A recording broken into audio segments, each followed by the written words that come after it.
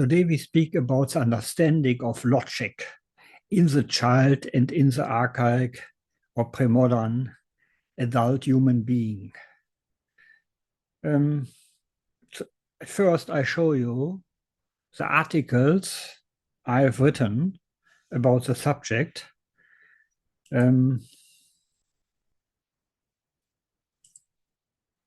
So here it is. The understandings of syllogisms in ontogeny and history is a main article I've written about the understanding of logic in the child and in archaic adult. It makes a comparison between the research of Piaget, the Russian historical school led by Alexander Luria, and by that what the followers of Luria, Michael Kohl and Sylvia Scribner, have done. And it comes to the conclusion that only the realistic school of interpretation, the deficit school of interpretation, is in the right. The article is published in American Journal of Psychology 2 years ago. The article beyond goes over the complete school, the Russian school of socio-historical psychology. It is about everything what Luria has found out concerning the description of the psychological stage of premodern humankind. So it has more a general character, but should be added to the article about the understanding of syllogisms. Children up to their 10th year don't think about general laws and general rules, general sentences. They make no generalizations concerning the understanding of physical entities or logical entities. So they change when they give explanations and vindications to their sentences and contentions. Then they refer only to individual aspects and resort to individual factors. So they say sometimes that the sun moves, or that the sun lives because it moves. And minutes, hours, or days later, they tell that the sun is dead because it has no blood inside. And when the child says that the sun is dead because there is no blood inside, they have simply forgotten that earlier the day they told the opposite, that the sun lives because it moves. But it is not a question of memory, keeping that what one has told in memory. It has to do with the inability of the child to refer everything it says into a network of statements where comparisons are made between different statements and where different statements are computed against a common standards. So it refers to that point, in the next moment to that point, in the next moment to that point, not keeping in mind what it has maintained hours or days before. So the child is only capable to so-called individual judgments and not to judgments that take in consideration all what the child has said to the same point previously. And this has to do with the lack of reflectivity and the lack of the systematic nature of the child's mind and reason. We know this from literature about the irrational mind of some people, especially in some cultures, who always change their mind according to varying ideas they have in their head or according to diverging interests they have in different situations. That they resort to judgments they need in case of special situations, but not as a consequence of a doubtful character, but as a consequence of a lack of systemic network in the mind. Children never go from the general to the specific, from the general to the individual. They never say, all bodies let the water increase due to their volume. If children would ever say that everybody let water increase into a container due to its volume, this would imply and mean that it would deduce from the general to the individual, and that it would know general sentences, general rules, and laws, physical laws, logical laws. But you will never hear a child say such a sentence when it is aged 5 or 8 years of age. And as children never go from the general to the individual, so they also never go from the individual to the general. They never say, would let water increase due to volume, and a rock let water increase into a container due to volume. In this case, the child would go from the individual to the general. It would be enabled to induce, to make inductions. But the child neither knows inductions nor deductions. It neither induce, goes from the specific, from the individual to the general, and it never goes from the general to the individual, making deductions. The child is able only to transductions, as Piaget found out in his very good book, Jugement and Raisonnement chez l'enfant, from 1922. And what we can see from this is that the child's logic seems to be very limited when it stays on the pre-operational and on the concrete operational stage. Because if you cannot induce and if you cannot deduce, you see already the limited character of the child's reasoning abilities.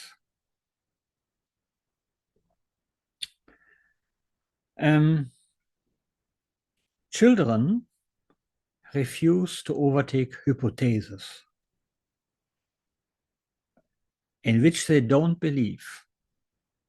If you tell a child, please, little child, tell me how many heads are in the courtyard when there are 13 dogs in the courtyard, and every dog would have 6 heads.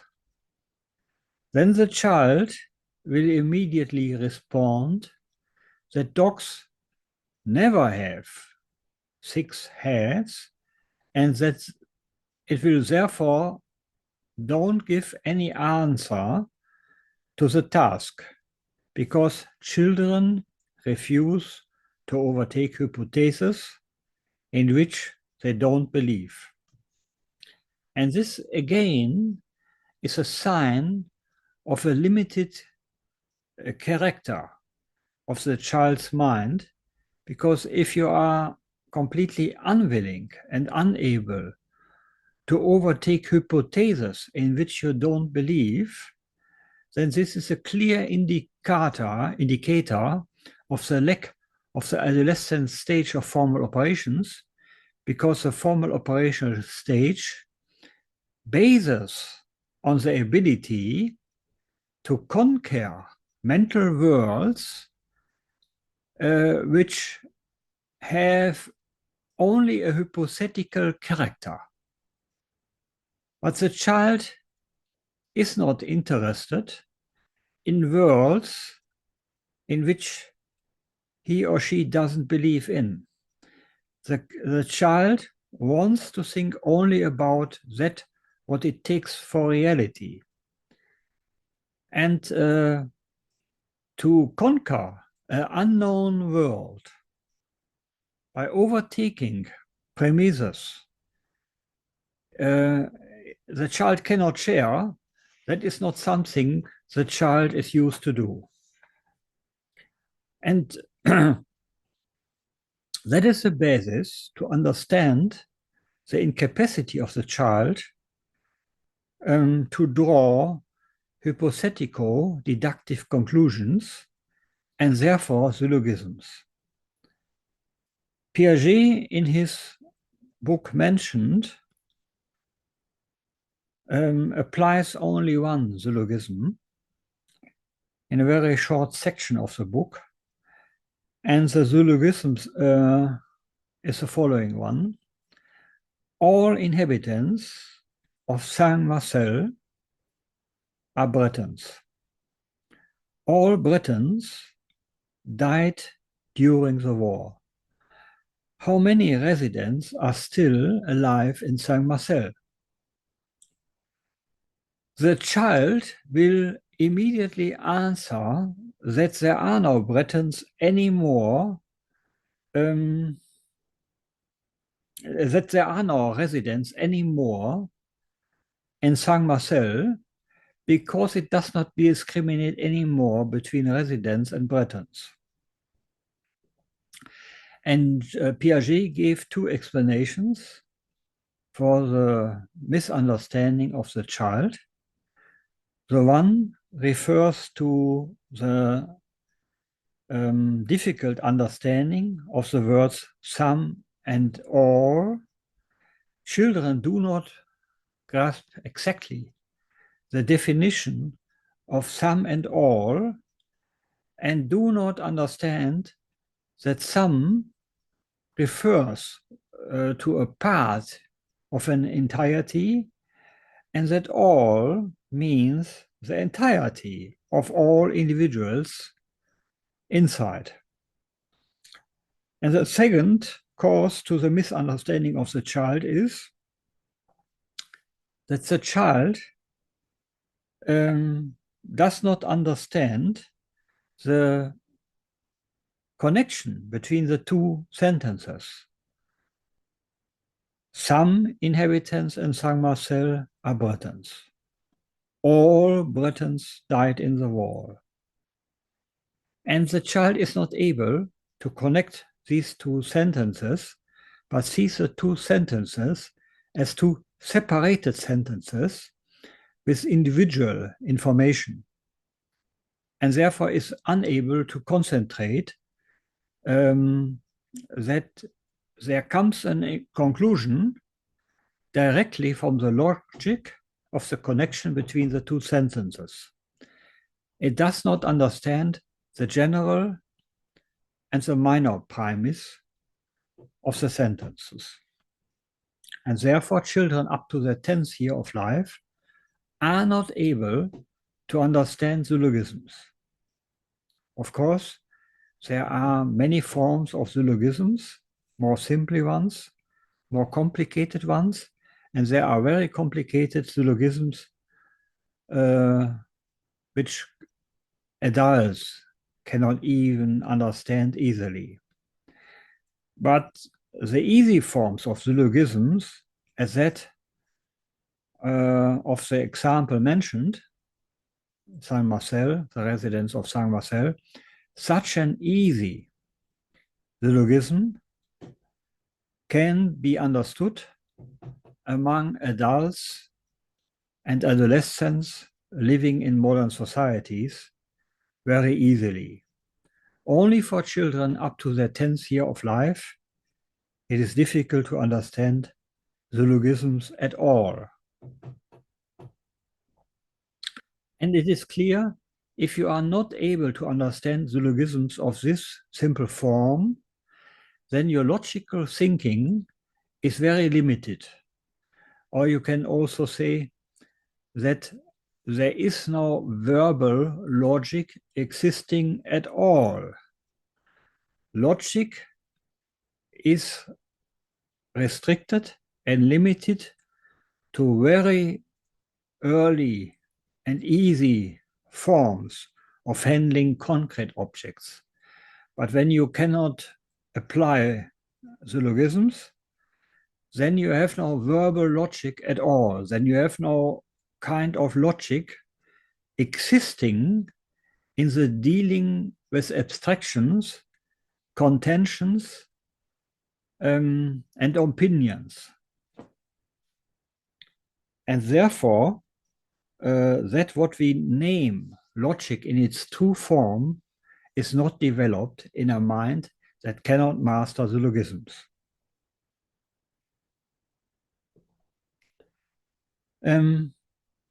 It was Alexander Luria who applied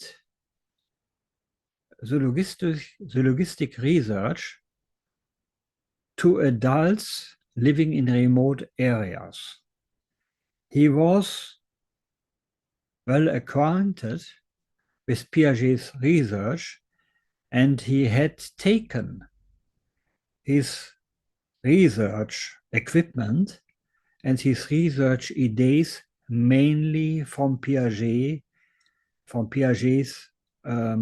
study, and he was therefore, he knew therefore le jugement et raisonnement chez l'enfant of Jean Piaget. And he wanted to know whether premodern or archaic adults are able to apply and to understand syllogisms.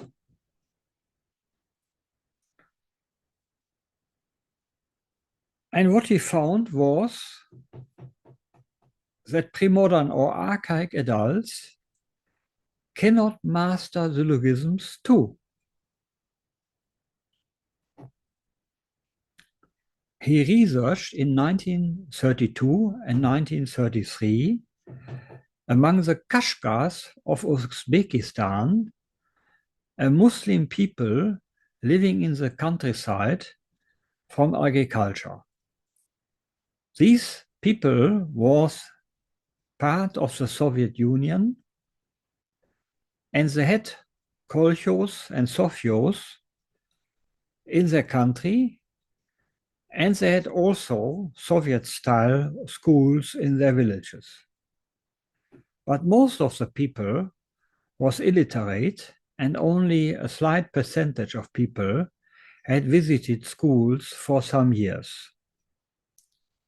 And what Luria found was that those adult people who had visited schools for at least 2 or 3 years was mostly capable of performing syllogisms, while those people, illiterate and working as farmers, not being involved in Soviet modernization, was incapable to perform syllogisms. And he presented to the people several forms of syllogisms. For example, that one, all bears in Russia are brown. Moscow is a city in Russia. What color have the bears living in Moscow?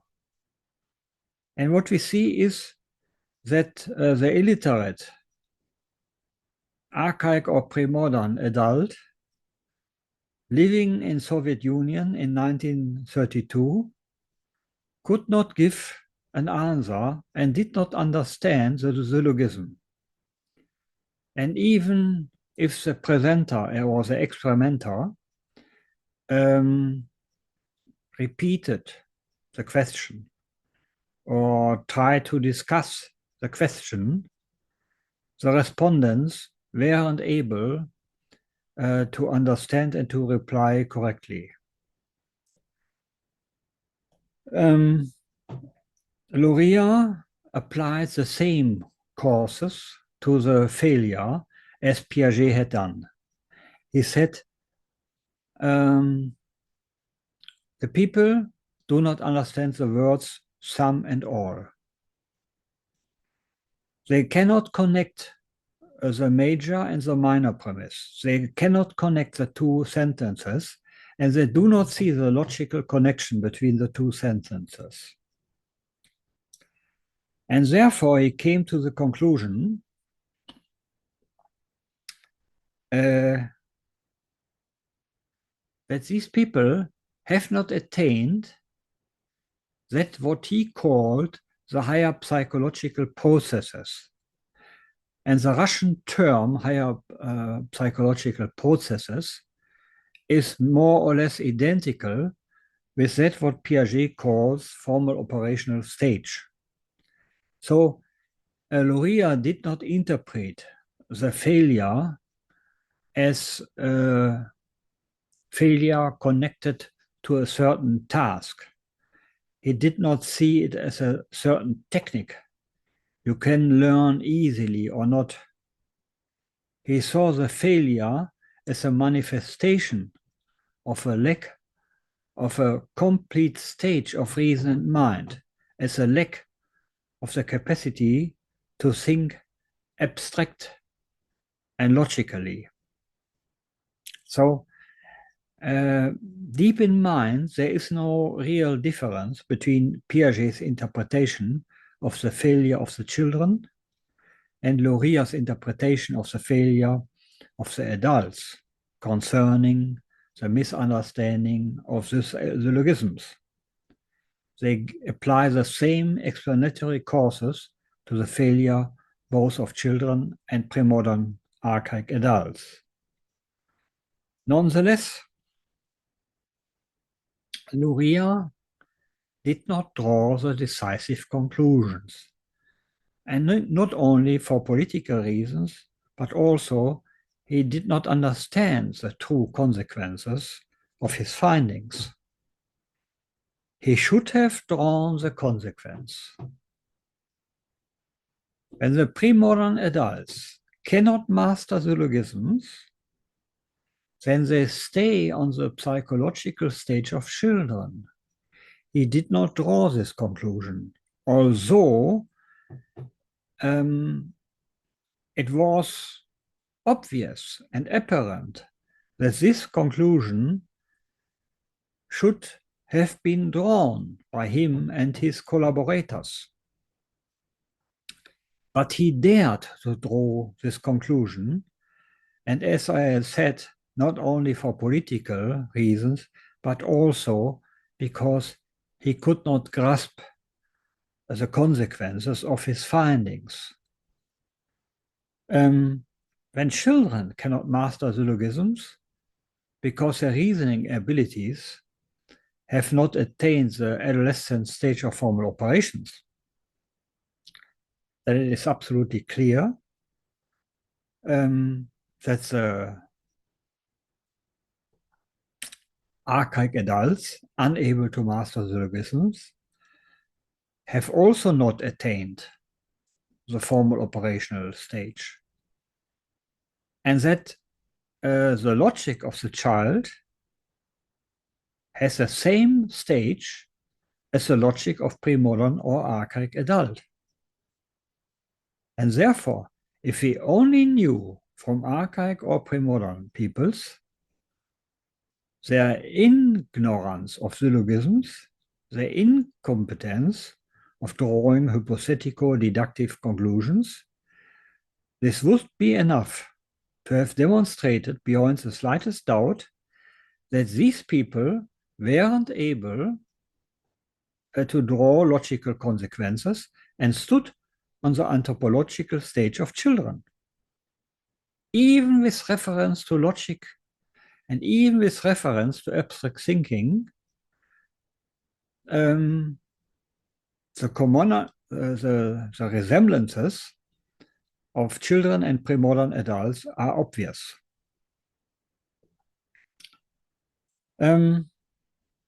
Michael Cole and Sylvia Scribner belong to those who followed Loria's research. And they made experiments and surveys in Africa, Latin America, and Asia, especially during the 1970s. And they found that the illiterate people there gave the same answers as the test persons of Loria had done. The interview protocols are interchangeable. If you take the answers of African, of Latin American, or of Asian pre-modern people, you don't find any differences. You don't find any cultural specifics and characteristic inside. You only find answers that Loria has presented 50 years before. And that shows that we can estimate that 500 years ago, perhaps 90% or even more of the entire humankind was not able to draw syllogistic conclusions. And we can estimate that perhaps 3,000 years ago, only 2 or 3% of people were able to draw syllogistic conclusions. And perhaps 10,000 years ago, nobody in the world was able to draw syllogistic conclusions. To those who developed the ability to draw syllogistic conclusions belonged some Greek philosophers 2,400 years ago. Aristotle could not only master syllogisms, he could also develop a theory of syllogisms, a theory of logic. But it seems to me that he was very isolated in his culture in doing so. It is absolutely clear when we transfer the empirical results of Loria and Cole to the ancient Greece, that perhaps 90% or 95% of Greek adult people was not able to draw syllogistic conclusions in the time of Aristotle. That is absolutely clear.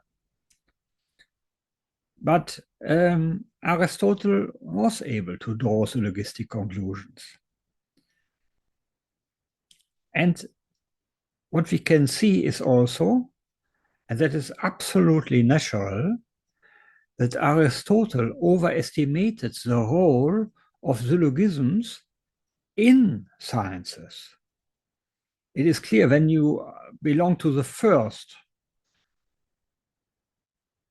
to be able to draw syllogistic conclusions, then you have naturally the tendency to overestimate the possibilities gained by this new achievement. And therefore, Aristotle assigned a central role of syllogisms to the development of sciences. And this tendency is even much stronger in medieval scholasticism, where the philosophers also assigned a certain and crucial role to syllogisms in the realm of sciences. They really believed that they could develop scientific results by the correct applying of syllogistic conclusions. But syllogistic conclusions build only the basis of science development. You cannot come to interesting empirical results only by the application of syllogisms. But medieval scholastic philosophers believed that syllogisms are a tool to gain empirical results, scientific results. And exactly this phenomenon shows that the attainment of syllogistic conclusion was a kind of fresh attainment. Because when your scientific abilities mature and increase, then syllogisms will be seen as tools not being able to gain interesting results. But when you have freshly attained the ability to perform syllogisms, then you tend to overestimate the impact. And that can also be seen among teenagers, 12, 13, 14 years old, who also overestimate the power of simple logical conclusions in gaining truth and knowledge. When children believe that they can solve a lot of problems only by the application of logical instruments. So my essay, published in American Journal of Psychology, and corresponding results I've gained and published in former publications, especially in German, written books and articles. My interpretation is the first in cross-cultural psychology to have formulated the decisive conclusions, namely that the research of Luria and of Cole has to be interpreted in the strict deficit theoretical frame, in the theoretical frame of the realistic school of cross-cultural psychology. That means that I'm the only one who have understood that the failure of syllogistic conclusions among premodern adults is a complete proof of their childlike anthropological stage they belong to. And that the mastering of syllogisms in every normal adult living in industrialized societies evidences that these people have attained at least the beginnings of the adolescent stage on formal operations and are therefore separated from premodern adults by 5, 10, or even more developmental years.